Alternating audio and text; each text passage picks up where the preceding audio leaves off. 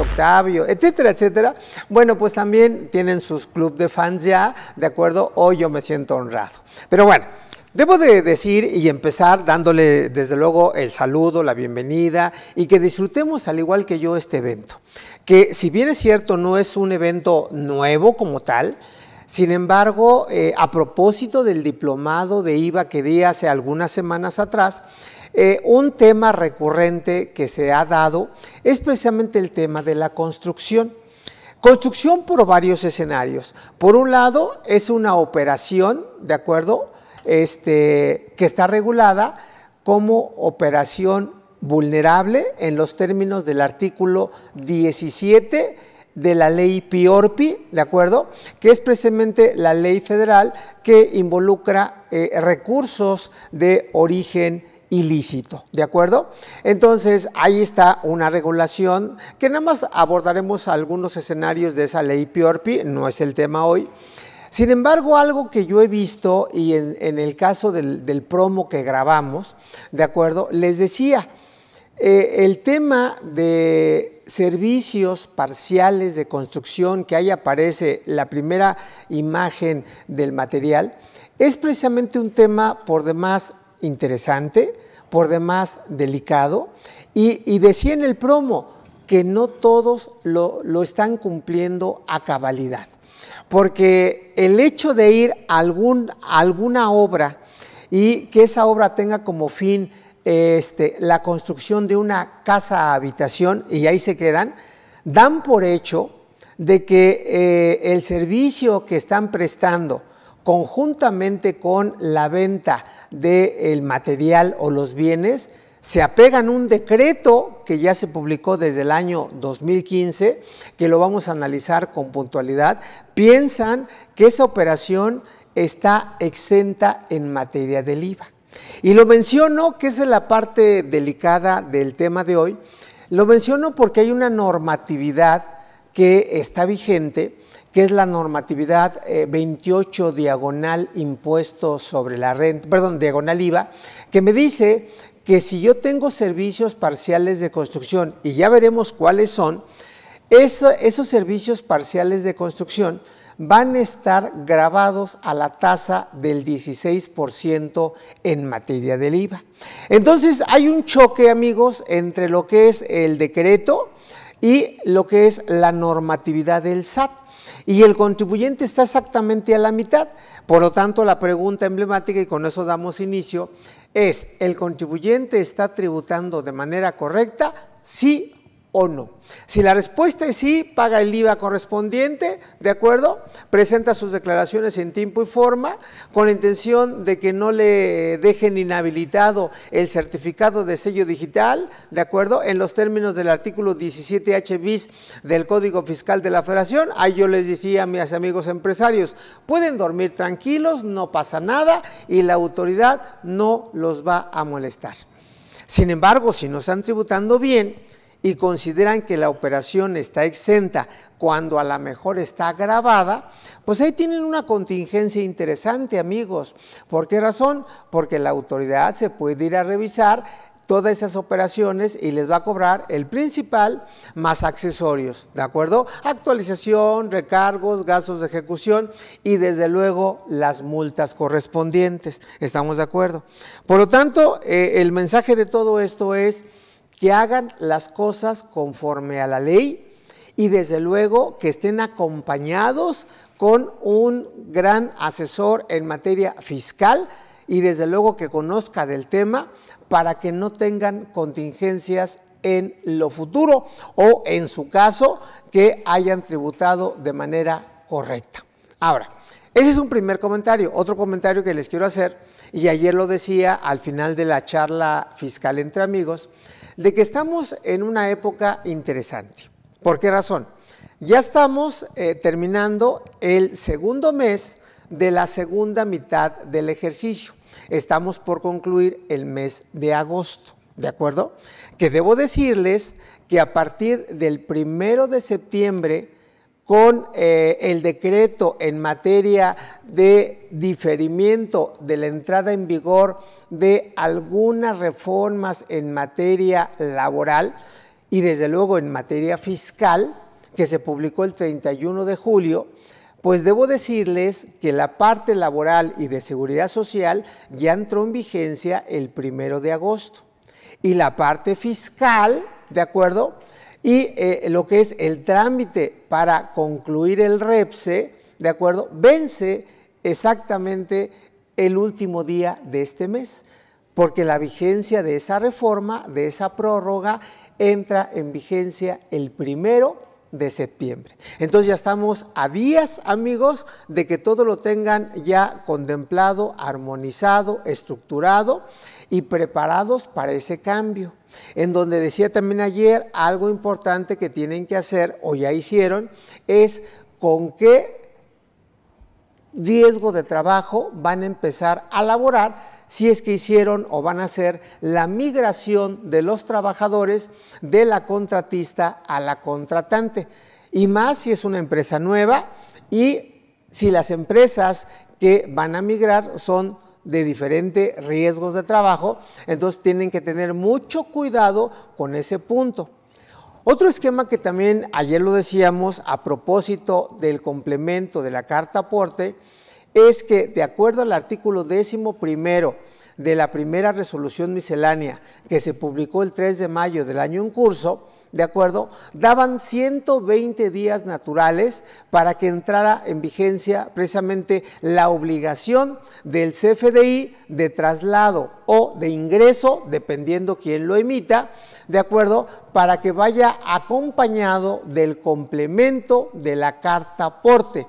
Y eso entra en vigencia el día 30 de septiembre del año en curso. Otro aspecto que también deben de tener en cuenta es que el día 8 de septiembre también de este año se publica por parte del Ejecutivo Federal, donde va a mandar el paquete económico al Pleno de la Cámara de Diputados, el paquete económico que va a estar vigente a partir del año 2022, ¿de acuerdo? Donde se ha dicho de que no va a haber impuestos nuevos, no va a haber incremento de impuesto, pero sí es una realidad que se va a acentuar la fiscalización. Y para no extender el comentario, no olviden que está en vigencia ya los avisos de esquemas reportables en los términos del artículo 199 del Código Fiscal de la Federación. Y con ese esquema de lo que es mayor fiscalización o cacería de brujas, ¿de acuerdo? Es por el motivo por el cual se propone este curso, esta plática de servicios parciales de construcción. Entonces, la metodología ya la conocen ustedes, estén atentos, acérquense su cafecito, su juguito, su agüita y desde luego manden sus preguntas de manera concreta, de manera puntual, escribiendo correctamente y no pongan su nombre completo, si acaso su nombre de pila y nada más díganme de qué estado de la República nos están escuchando para mandarles un saludo y atender en tiempo sus preguntas, ¿de acuerdo? Mi nombre que lo he omitido, que muchos ya nos conocemos, José Antonio González Castro, y debo decirles que estamos transmitiendo en vivo y en directo el día viernes 27 de agosto del año 2021. Y para que sepan que estamos en tiempo real, son la hora de México, hora del centro de México, las 9 de la mañana con 18 minutos. ¿De acuerdo? Empezamos 5 minutitos retrasados, igual se los repongo, no pasa nada, pero la idea es que tanto ustedes como un servidor disfruten este evento. Y decía, mi nombre, José Antonio González Castro, me pueden decir maestro, a cosa que agradezco, me pueden decir contador también, me pueden decir Toño, me pueden decir José Antonio, y ya saben que estamos en familia, la familia Cadefi, ya con muchos años en el gusto, desde luego, de todos ustedes. Entonces, amigos, dicho esto, empezamos con el material, se llama Servicios Parciales de Construcción. Vamos a ver los aspectos contables y fiscales, ¿de acuerdo? Bueno, Todo empieza como en las películas, en las novelas, todo empieza y iniciaremos con la ley del IVA, en particular con el artículo 9 de la ley del IVA, que nos habla de los actos o actividades, en particular enajenación de bienes, que se consideran exentos. Y el artículo 9, en su primer párrafo, señala lo siguiente, que es lo que da nacimiento precisamente a todo lo que vamos a ver en el transcurso de estas 5 horas que vamos a estar trabajando. Vean cómo inicia, dice, no se pagará el impuesto, hablo del IVA, en la enajenación de los siguientes bienes, ¿de acuerdo? Al decir enajenación, y perdón por ser un poquito reiterativo o ponerlo en contexto o darles la estructura general, al hablar de enajenación debemos de entender por lo menos 3 artículos que van de la mano. Primero, el artículo 8 de la ley del IVA que define enajenación, me dice lo que así lo disponga el Código Fiscal de la Federación en su artículo 14, que ya platicaremos. Sin embargo, también enajenación es el faltante de los bienes en los inventarios. Y ese es un tema que ayer inclusive puse en la mesa, de que si ustedes por alguna razón, volviendo con el CFDI, que es de traslado o de ingreso con complemento de carta aporte, y lo ponía en el contexto siguiente, vean, vamos a pensar, cosa que se sigue dando, venden mercancía en efectivo, o a lo mejor la compran en efectivo, no piden factura, o a lo mejor es mercancía de contrabando, o a lo mejor es una mercancía que se la venden por abajo del agua, y ustedes la tienen en su inventario, pero al final de cuentas la venden en efectivo, no emiten factura, etcétera, etcétera. Bueno, pues eso a todas luces es una operación simulada, es una operación que conlleva la evasión fiscal, porque no pagan renta, no pagan IVA, no pagan nada, y si de alguna manera lo compran de manera correcta, de importación o compras en México, pero lo venden sin factura, ¿de acuerdo?, o no emiten el documento que es la carta aporte de traslado o de ingreso, pues hay un elemento interesante que la autoridad puede tomar en cuenta, y es precisamente esto: la falta de los bienes en los inventarios. Y yo ponía un ejemplo ayer. ¿Qué pasa si yo saco mercancía de mi almacén, no lo facturo, no emito la carta aporte y llega la autoridad y me dice, a ver, José Antonio, según tú tienes 100 artículos en tu inventario, pero faltan 50, ¿dónde están? No puedo decir que me los robaron porque no tengo evidencia, no tengo el acta ante el Ministerio Público, que por cierto es una forma de acreditar esa falta de bienes en los inventarios, ¿de acuerdo? Entonces no tengo nada. La autoridad esa falta de bienes lo va a considerar de entrada como una venta, y esa venta es un ingreso acumulable, y esa venta la va a considerar como base del impuesto al valor agregado. Para que tengan el contexto de lo que es enajenación. Yendo con el artículo 14 del Código, dice de manera general, fracción primera, enajenación es la transmisión de la propiedad, aun y cuando se reserve el dominio de los bienes que estoy enajenando, ¿de acuerdo? Y dicho esto, nos vamos al Código Civil Federal y ya hay contratos llamados así, contratos traslativos de dominio. Y el contrato traslativo de dominio por excelencia es el contrato de compraventa. Y ahí viene el artículo 2249 del Código Civil Federal, que me dice, la compraventa es perfecta y obligatoria para las partes cuando se define el precio y la cosa, aunque el precio no haya sido satisfecho, pagado, y la cosa no haya sido entregada. Entonces estamos en conclusión, en el artículo 8 del IVA, artículo 14 del Código Fiscal o artículo 2249 del Código Civil Federal, estamos en presencia de una enajenación. Que quede claro, que quede claro. Y es donde entra, si me permiten el comentario, que es una crítica constructiva a todo el sector inmobiliario, de que se han dado a la tarea, porque a decir de ellos mismos, la ley de renta sí lo considera, que ya abundaremos, de que van a facturar algo llamado anticipo de obra o avances de obra cuando no está la obra concluida. Y de acuerdo a mi comentario inicial de enajenación, si yo doy un anticipo o recibo un anticipo por apartado o preventa, como algunos lo llaman, la pregunta que se tienen que hacer es, ¿realmente qué estoy vendiendo? Si no está terminada la construcción, estoy vendiendo una ilusión, ¿me explicó? Pero lo cierto es que estoy recibiendo un dinero y sobre ese dinero es donde la autoridad levanta la mano y dice, pues considéralo como un ingreso y que ese ingreso, si está afecto al IVA, paga el impuesto al valor agregado. Vean cómo se las gasta la autoridad. Pero bueno, nada más quise poner en contexto el concepto llamado enajenación. Volviendo con mi lámina, me dice, no se pagará el impuesto, hablo del IVA, en la enajenación de los siguientes bienes, y dice el suelo. Y aquí empezamos con algo también importante. ¿Por qué razón? Porque en la práctica, al hacer una sociedad o al hacer una asociación en participación o al hacer un fideicomiso, regularmente se aporta el terreno o se vende el terreno y ese terreno para efectos de IVA se llama suelo y el suelo está exento en materia de IVA, que quede claro. Sin embargo, vamos a ver también como parte del programa, como parte del curso, que al vender el suelo debo determinar una ganancia o una pérdida en materia de impuesto sobre la renta. ¿De acuerdo? Ahora, se dice esto, ¿por qué razón?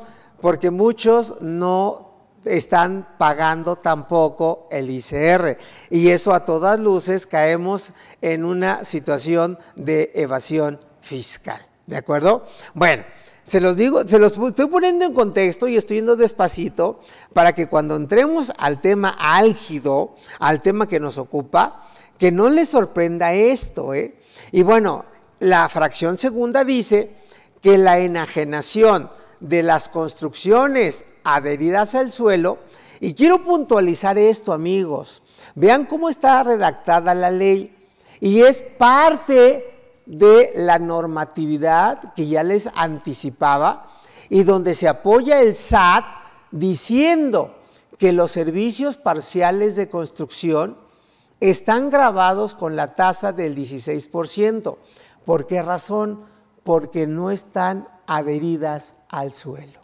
Vean cómo, insisto, los estoy llevando de la mano para que ustedes establezcan su política o armen su estrategia y no tengan problemas en materia fiscal, ¿de acuerdo? Porque muchas veces dicen, y pongo el ejemplo de un cliente, ¿de acuerdo? No les digo nombre, no les digo ubicación, no les digo nada, pero ese cliente dice, es que ya me revisó la autoridad y yo vendo tal cual, tal cosa, y finalmente me la considero como exenta de IVA, ¿me explicó? Y si aplicamos la normatividad del SAT y es algo que no está adherida al suelo, ya no estamos hablando de la fracción segunda, técnicamente hablando. Y por ley, esa operación debería estar grabada al 16%. No quiero establecer de momento ninguna postura, simplemente le estoy dando los elementos, insisto, para que establezcan su política o para que elaboren su estrategia fiscal. Y que el SAT no los agarre mal parados. Por eso alguien me decía, oye, Toño, ¿y cuál es la mejor manera de entender y aplicar la ley fiscal? Pues la mejor manera es leerla y leerla bien, leerla de manera correcta. Y retomo la lectura. Me dice que la enajenación, fracción segunda, de las construcciones adheridas al suelo, y ya viene la parte de la casa-habitación, destinadas o utilizadas para casa-habitación, ¿de acuerdo? Están exentas. Ahora, sigue la lectura. Cuando solo parte de las construcciones se utilicen o destinen a casa-habitación, no se pagará el impuesto por dicha parte. Los hoteles no quedan comprendidos en esta fracción. Pero vean cómo está señalando, mis amigos, que también eso lo retoma el decreto, que ya vamos a analizar, que también hace la precisión, cuando solo una parte se destine a casa-habitación, tengo que identificar esa parte para efectos de saber que está exenta y lo demás debiera de estar grabado a la tasa general del 16%. Y permítanme hacerles un comentario de un cliente que en su momento se le presentó esta oportunidad de negocio. Él en su momento construyó su casa habitación y ustedes estarán de acuerdo conmigo que parte de lo que forma la estructura de la casa habitación es precisamente que si el jardín o que si el estacionamiento.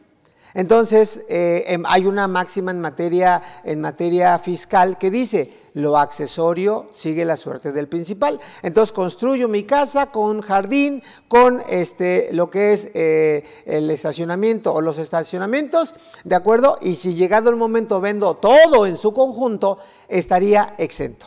Sin embargo, el caso que les quiero platicar, que ya lo he expuesto, es que no le compraron la casa completa, le compraron el estacionamiento. ¿Me expliqué?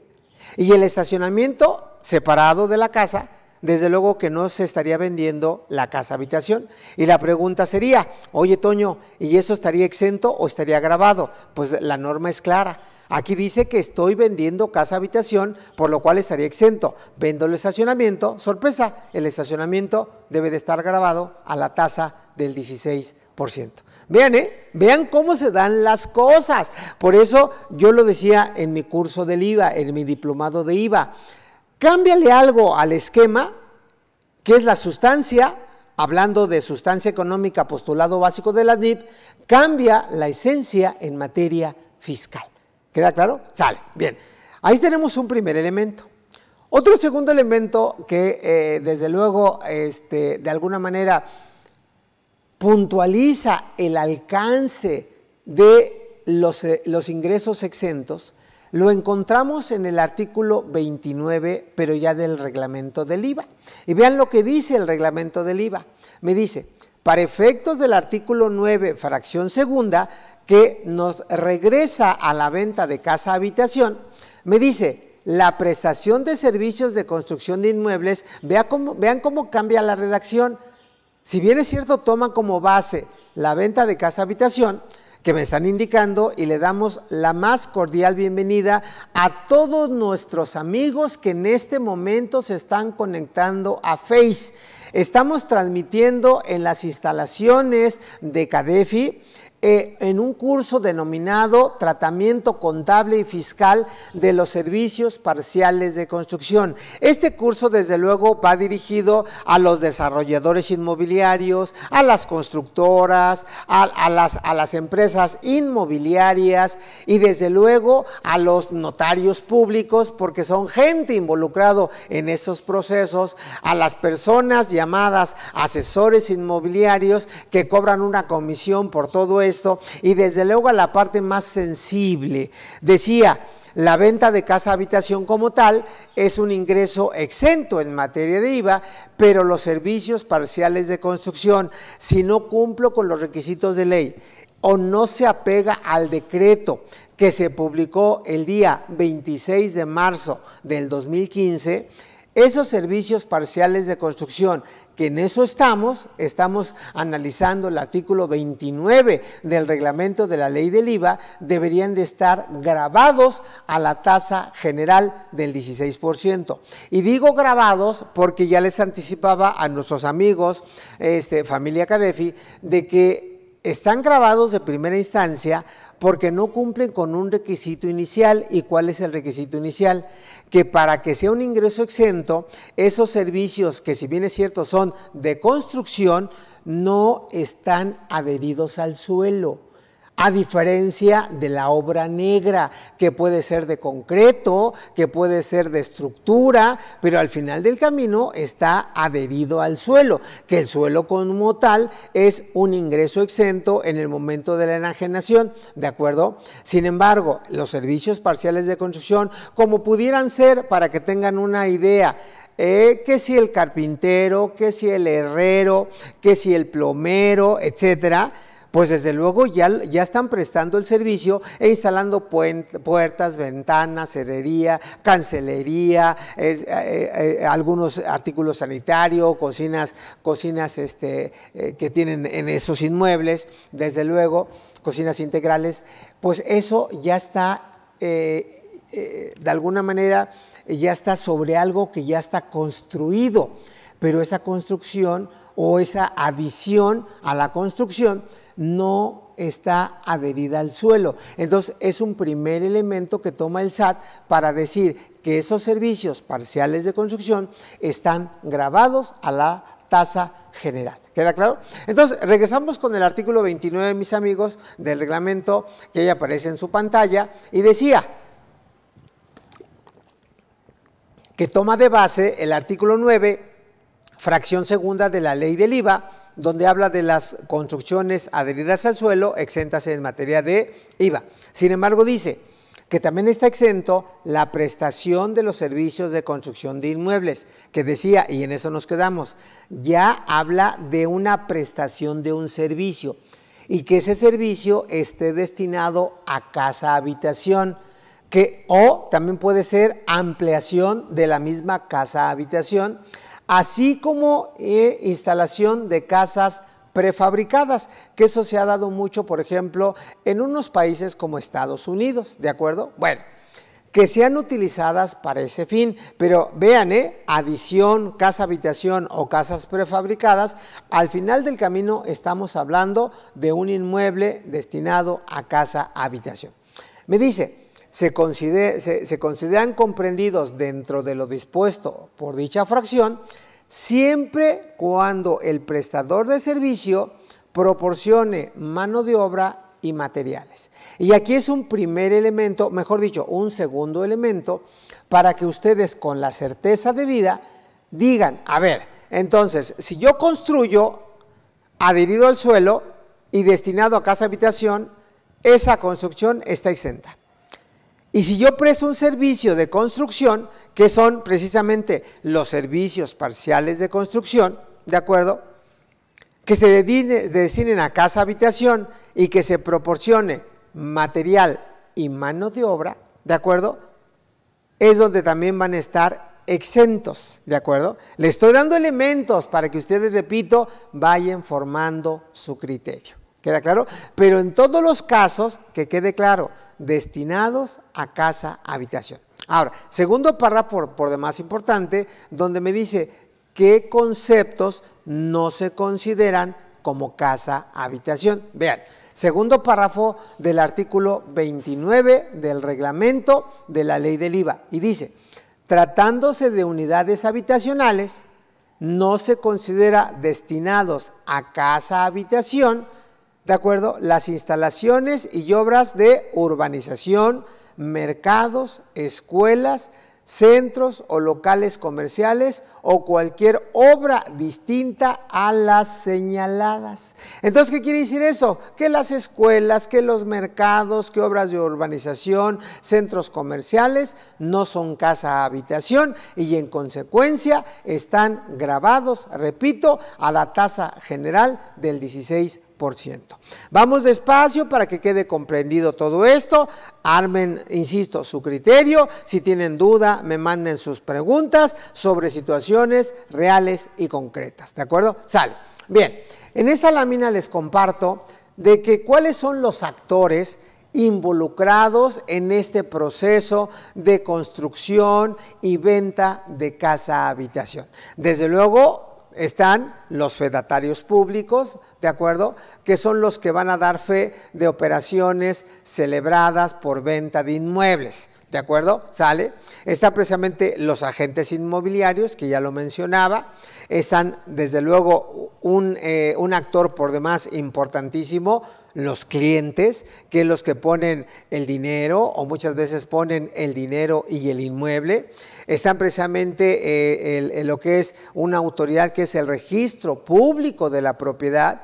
Están desde luego las constructoras o desarrollos inmobiliarios, que también hay beneficios fiscales que ya los veremos, y desde luego todo esto en su conjunto pues establece los actores con el papel o el rol que les corresponda. ¿Queda claro? Para efectos, yo agrego de que se dé todo de la mejor manera y desde luego cumpla en materia fiscal a la perfección. Sale, vamos avanzando. Bueno, aquí puse como generalidades en materia del IVA, porque vamos a ver el decreto, en donde hay 3 supuestos de manera muy precisa. 3 supuestos que se dan por hecho de que ya los conocemos, de que ya sabemos el efecto en materia del IVA y que no estamos haciendo simulación y desde luego no estamos acreditando un IVA que no me corresponde. Vean, primer supuesto. Vean, cuando ustedes hagan gastos, compras, inversiones o importaciones, que lo identifiquen con actos grabados y yo agrego que sean deducibles, el IVA que pagan se puede